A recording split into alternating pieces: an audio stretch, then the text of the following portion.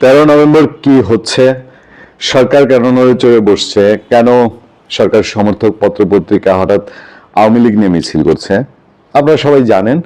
Awami League news করছে, আপনারা সবাই জানেন, আমরাও জানি। তবে এই যে আমরা যে রাষ্ট্রে বাস করি, এই রাষ্ট্রের ভাষ্য অনুযায়ী নিষিদ্ধ ঘোষিত সংগঠন তার কর্মসূচি তো আমরা প্রচার করি না, করতে পারি না, বা সেগুলো নিয়ে বলা যায় না। কিন্তু যখন সরকারের সহযোগী অথবা সরকারের দিকে নমনীয় অথবা আওয়ামী লীগ বিরোধী সংবাদপত্রগুলো এই খবরটা সামনে আনে, তখন বোঝা যায় যে আলোচনার খোরাকি কিছু একটা আছে।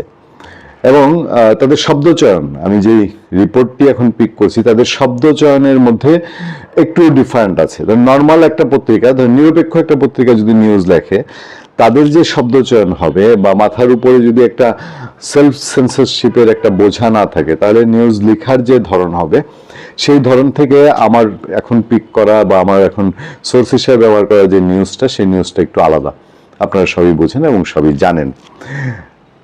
13 নভেম্বর আওয়ামী লীগ একটা বড় টাইপের কিছু করতে চায়, এরকম সোশ্যাল মিডিয়ায় যথেষ্ট খোঁজ খবর আছে। অনেকেই সোশ্যাল মিডিয়ায় বলছেন যে আওয়ামী লীগের দিন আসলে কি করবে, কি ঘটতে যাচ্ছে সেই দিন, কিসের প্রেক্ষিতে এই আমার দেশ পত্রিকা এই নিউজটি করেছে যে হঠাৎ করেই 13 নভেম্বর নাশকতার ছক আওয়ামী লীগের।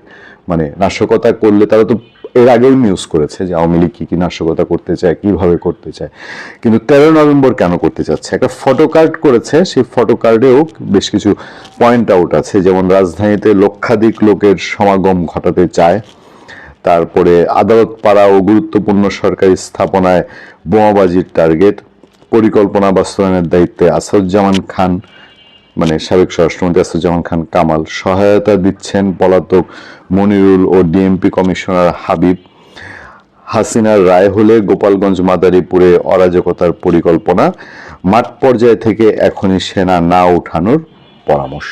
খুব সিগনিফিকেন্ট একটা কথা। মাঠ পর্যায় থেকে সেনা না ওঠানোর পরামর্শটা কি, আমরা এটা একটু পড়বো, একটু জানতে চাই। আর বাকি পয়েন্টগুলো যে করছে, যে আদালতে বোমাবাজি, 1 লাখ লোক সমাবেশ, এইটা যদি আমার দেশ রিপোর্ট করে অলরেডি জানিয়ে দিয়েছে, তো আজ আমরা কথা বলছি 7 নভেম্বর 2025, তাই না? তাহলে এই খবরের পরে তো নিশ্চয়ই আমার দেশের সরকার বা এই দেশের সরকার আর চুপ করে বসে থাকার কথা নয়। এখনো 8, 9, 10, 11, 12, 13, 6 দিন বাকি আছে। 6 দিন পরেও যদি আওয়ামী লীগ এগুলো করে ফেলতে পারে, তাহলে ধরে নিতে হবে দেশে আওয়ামী লীগের অনেকটা, তাই না? আচ্ছা, ক্ষমতাচ্যুত প্রধানমন্ত্রী, আমি আগেই বলেছি, তাদের শব্দচয়ন তাদের মতো হবে। শেখ হাসিনার বিরুদ্ধে আন্তর্জাতিক অপরাধ ট্রাইব্যুনালে করা গণহত্যা মামলার রায় কবে হবে তা জানা যাবে 13 নভেম্বর।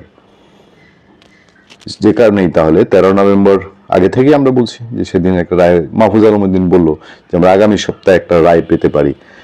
ওনারা সবাই জানেন আদালতের সঙ্গে তাদের নিশ্চয়ই সেই বোঝাপড়া আছে, বা তাদের সরকারি পিপি আছেন বা সরকারি লোকজন ওখানে আছেন, তাদের মাধ্যমে তারা জানেন।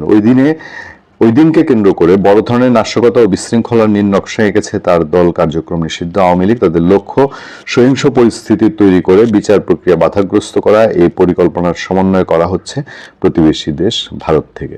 এটা মোটামুটি টেবিলে বসেই লেখা যায় এই কি কি হচ্ছে, বলতে যাচ্ছে আমার দেশ।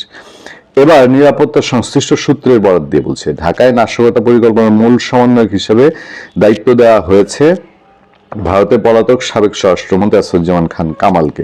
তাকে তার এই সরকার চাইলে ধরতে পারবে না। আচ্ছা, তাকে কৌশলগত সব সহযোগিতা দেওয়ার জন্য দায়িত্ব দেওয়া হয়েছে এসবির সাবেক প্রধান, ভারতের পলাতক পুলিশের অতিরিক্ত আইজি মনিরুল ইসলাম এবং ডিএমপির পলাতক কমিশনার হাবিবুর রহমানকে। বেশ, মানে যদি এইসব খবর রিপোর্টার পেয়ে থাকেন, তাহলে তো আওয়ামী লীগের ভেতরে তার হয় শক্তিশালী সোর্স আছে, অথবা তাদের যে সোর্স যদি কোনো গোয়েন্দা সংস্থার মাধ্যমে পেয়ে থাকেন, সেই গোয়েন্দা সংস্থা অলরেডি আওয়ামী লীগের ভেতরে আছে।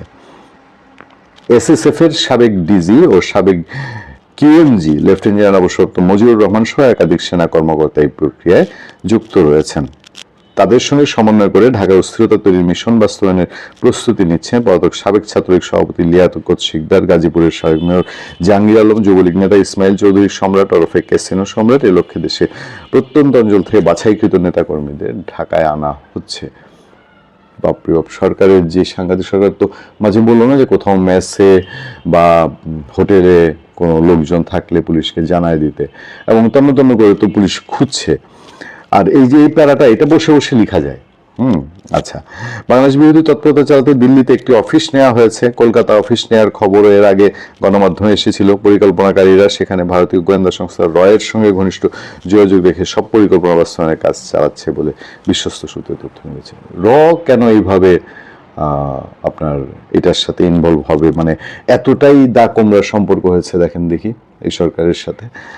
আচ্ছা, হাসিনার প্রতি নেতাকর্মীদের আবেগকে কাজে লাগাতে চায় পরিকল্পনাকারীরা। এই আবেগকে পুঁজি করে তাদের 13 নভেম্বর মাঠে নামানোর কৌশল নেওয়া হয়েছে।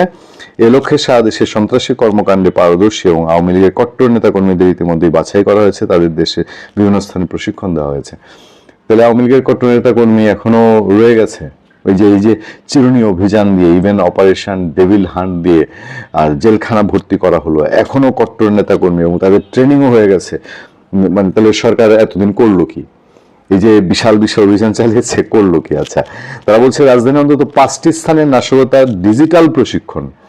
নাশকতার ডিজিটাল প্রশিক্ষণ এই সম্পর্কে আমার ধারণা নেই, আমার সাংবাদিকতার কোনো চ্যাপ্টারে পাইনি। যোগাযোগ কৌশলের ট্রেনিং দেওয়া হয় বাছাই করা এসব ক্যাডারকে।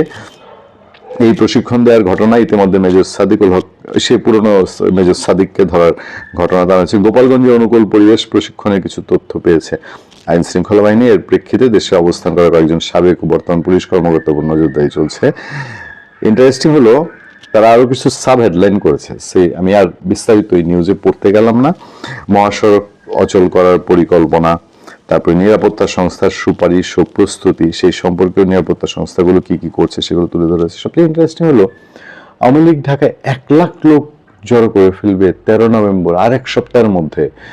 মানে এতে করে কি হবে? ঢাকায় যদি 1 লাখ লোক আওয়ামী লীগের জমায়েত হয়, তাহলে তো আমরা নির্বাচন, এই সরকার, এগুলো নিয়ে কি ভাববো? এখন ইন্টারন্যাশনাল কমিউনিটি এর মধ্যেই একটা অবস্থান নিয়েছে, যেটা 6 মাস আগেও কেউ কল্পনা করেনি। 6 মাস আগে ওটা ছিল না। এগুলো নিশ্চয়ই আওয়ামী লীগও, এই যে ইন্ডিয়ায় বসে তারা কাজ করে, তারা তাদের সাংগঠনিক এই কাজগুলো করছে। যে ইন্টারন্যাশনাল বড় বড় আইআরআই কি বলেছে, আইআরআই এর যে সুপারিশ করেছে, সেগুলো তো এই সরকারের জন্য খুব একটা সুবিধাজনক অবস্থান নির্দেশ করে না। আইআরআই এতই শক্তিশালী একটা অর্গানাইজেশন। আইআরআই আমেরিকার 13 নভেম্বর আওয়ামী লীগের ঢাকায় 1 লক্ষ লোক জড়ো। সমন্বিত একটা শক্তিশালী টিম বাংলাদেশ ঘুরে গেছে 5 দিনের জন্য। তারা গিয়ে বলছে যে বাংলাদেশ অন্তর্ভুক্তিমূলক এবং অংশগ্রহণমূলক নির্বাচন লাগবে। এর আগে তো 6 মানবাধিকার সংস্থা বলেছে। আগামীতে কি কি হবে, এবং ভারত শেখ হাসিনাকে আনলক করে দিচ্ছে এরকম খবর করেছে বিবিসি। তারপরে আবার ইন্টারন্যাশনাল মিডিয়া, অলরেডি বেশ কয়েকটা মিডিয়া নিউজ করেছে। কাল থেকে আবার দেখলাম উইকলিতে আগামী সপ্তাহে শেখ হাসিনা ইন্টারভিউ আসছে। এই সার্বিক পরিস্থিতি মিলিয়ে এবং দেশের অভ্যন্তরে এই বিএনপি, জামাত ইসলামী, এদের যে টানাপোড়েন যে অবস্থা, তাতে করে সরকার কতটা চ্যালেঞ্জে আছে। আর সেই চ্যালেঞ্জের মধ্যে আওয়ামী লীগের যদি 1 লাখ লোকের জমায়েত সমাগম হয়ে যায়, সেক্ষেত্রে পরে সিচুয়েশনকে আমরা যদি এইসব রিপোর্ট বিশ্বাস করি, আমি জানি না গোয়েন্দা সংস্থা বা পুলিশ এইসব রিপোর্ট করছে কিনা, বা এই রিপোর্ট দেখে আবার আমাদের গোয়েন্দারা হাসেন কিনা যে না অতটা না বোধ হয়, মানে বিষয়টা বোধ হয় অত সিরিয়াস না, নাকি সিরিয়াস? যদি সিরিয়াস হয় তাহলে আমাদের জন্য এটা খুব অ্যালার্মিং।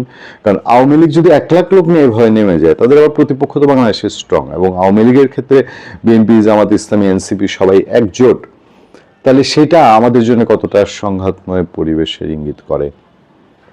ভালো থাকবেন, সুস্থ থাকবেন। আপনার সাথে আমি আতিক রহমান, পূর্ণিয়া।